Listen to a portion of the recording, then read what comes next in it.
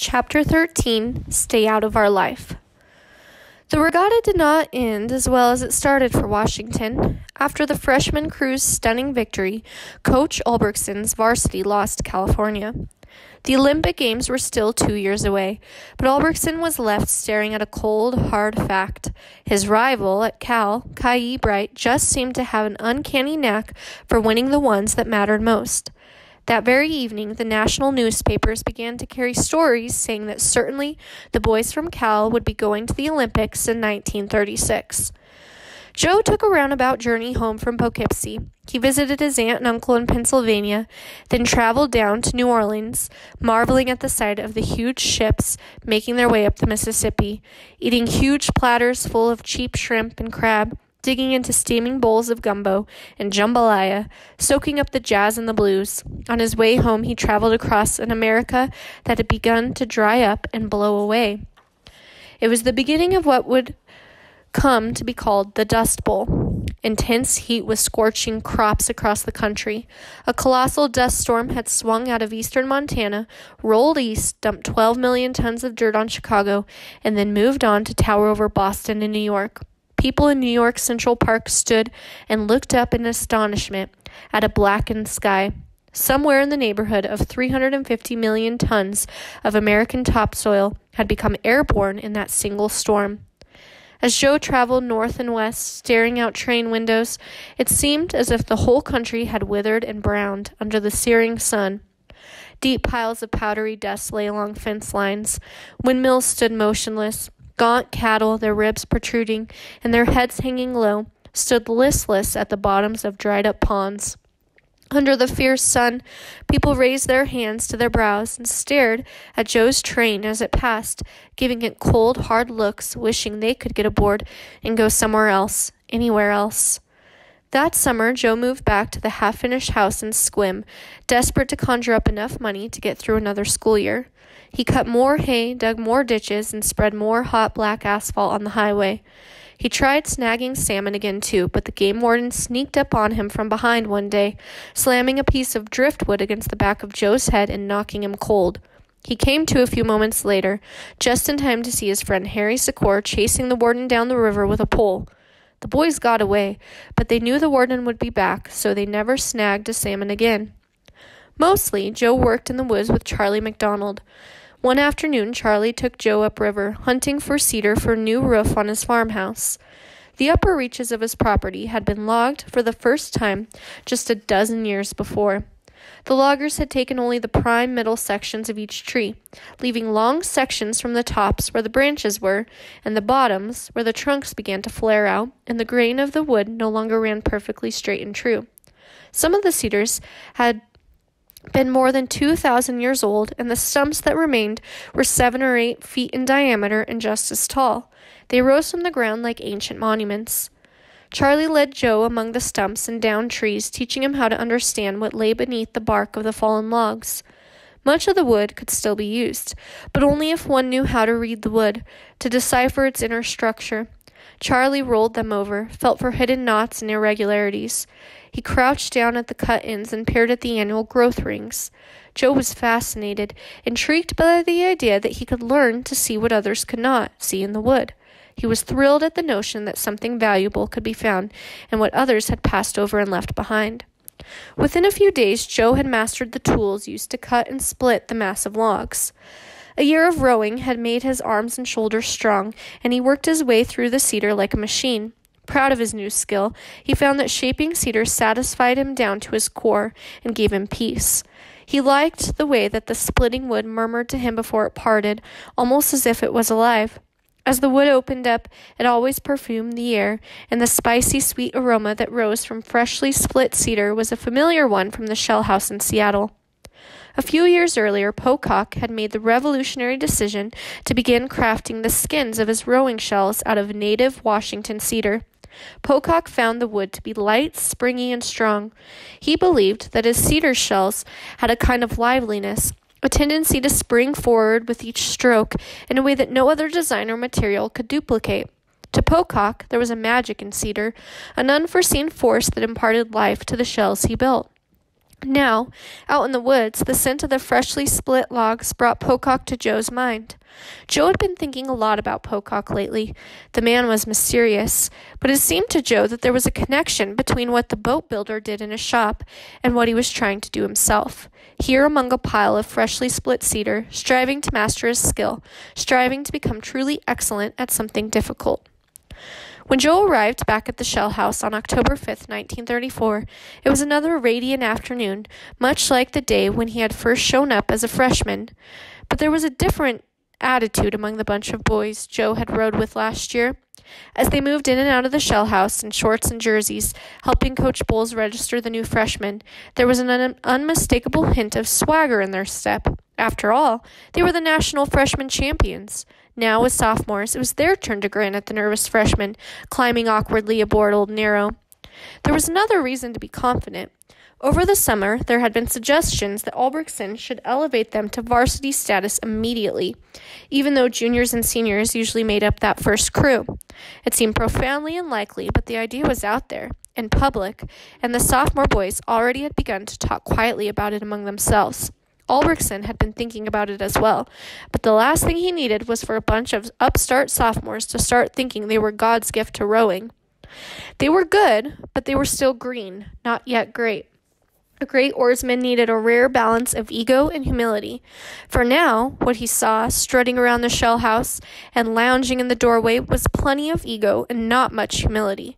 Coach Bowles had told Albrechtsen to look particularly hard at a couple of the boys. One was the baby of the boat, a 17-year-old boy in the number 2 seat, 6'3", George Shorty Hunt.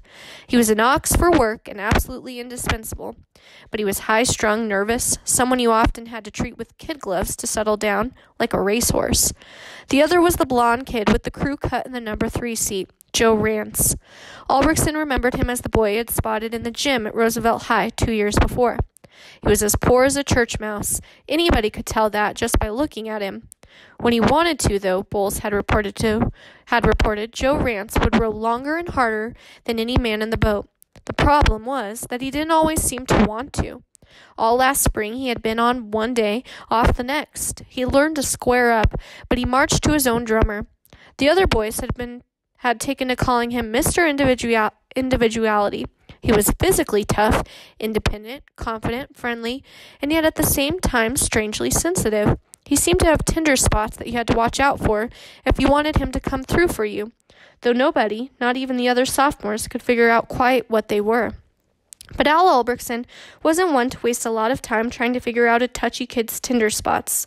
He picked up the megaphone and barked at the sophomores to assemble down on the ramp. The boys shuffled toward the water. Albrechtsen stood higher on the ramp, so he'd be looking down at even the tallest boys. He gazed out at them for a moment, saying nothing, and then he began to tell them how it was going to be. "You will eat no fried meats," he began abruptly. "You will eat no pastries, but you will eat plenty of vegetables. You will eat good, substantial, wholesome food, the kind of food your mother makes. You will go to bed at 10 o'clock and arise punctually at 7 o'clock. You will not drink or smoke, and you will follow this regimen all year round for as long as you row for me. You will not use profane language in the Shell House, nor anywhere within my hearing. You will keep at your studies and retain a high grade point average. You will not disappoint your parents nor your crewmates. Now let's row."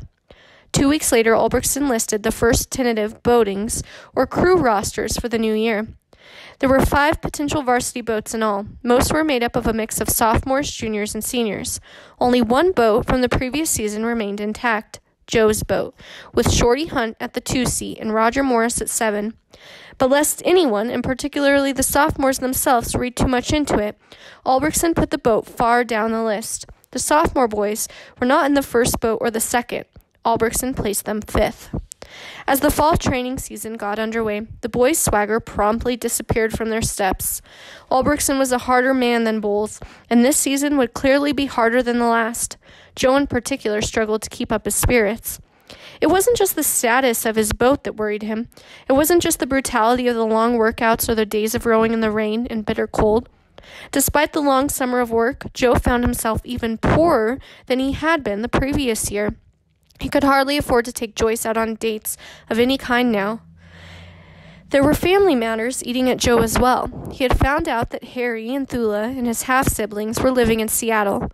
They had been there all along. In fact, since the night in 1929 when they had driven away and left Joe behind in Sequim. Over the years, they had moved from home to home. First, they lived in a dilapidated shed by the waterfront, with rats scurrying around the 2 rooms. Harry could not find work, and when they moved to a different house, it was hardly an improvement, as they could not even afford firewood to fuel the one stove that heated the house.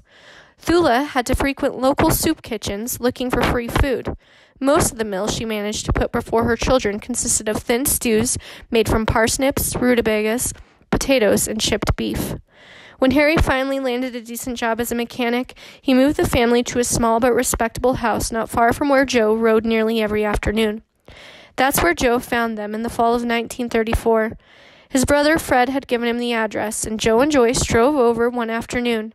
They parked, took deep breaths, and climbed a flight of concrete steps to the front porch holding hands. They could hear someone playing violin inside. Joe knocked on a yellow Dutch door, and the violin fell silent. A shadow moved behind lace curtains on the upper half of the door. There was a moment's hesitation, and then Thula opened the door halfway. She did not seem particularly surprised to see them. Joe had the sense that she'd been expecting this for a long time. She glanced at Joyce and nodded at her pleasantly enough, but she made no move to invite them in. There was a long moment of silence. Joe thought Thula looked careworn and exhausted, much older than her 36 years. Her face was pale and drawn, her eyes a bit sunken. Joe focused for a moment on her fingers and saw that they were red and chafed. Finally, Joe broke the silence. "Hello, Thula. We just came by to see how you are doing." Thula peered at him silently for a moment. Her expression veiled, then dropped her eyes as she began to speak. "We're fine, Joe. We're doing fine now." "How is school going?" Joe said it was going well, that he was on the crew now. Thula responded that she had heard that, and that his father was proud of him. She asked Joyce how her parents were doing and expressed her regret when Joyce replied that her father was quite ill. Thula continued to hold the door just half open, her body blocking the entrance. Even as she addressed them, Joe noticed she continued to look down at the porch as if studying something at her feet, trying to find the answer to something there.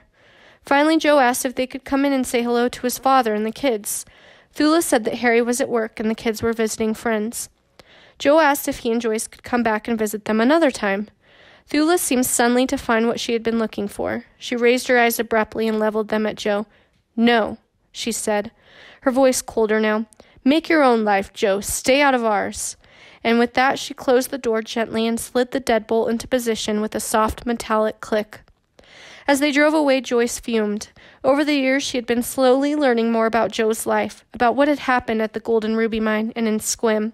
She could not understand how Thula had been so cold, how his father had been so weak, and why Joe himself seemed to show so little anger about it all.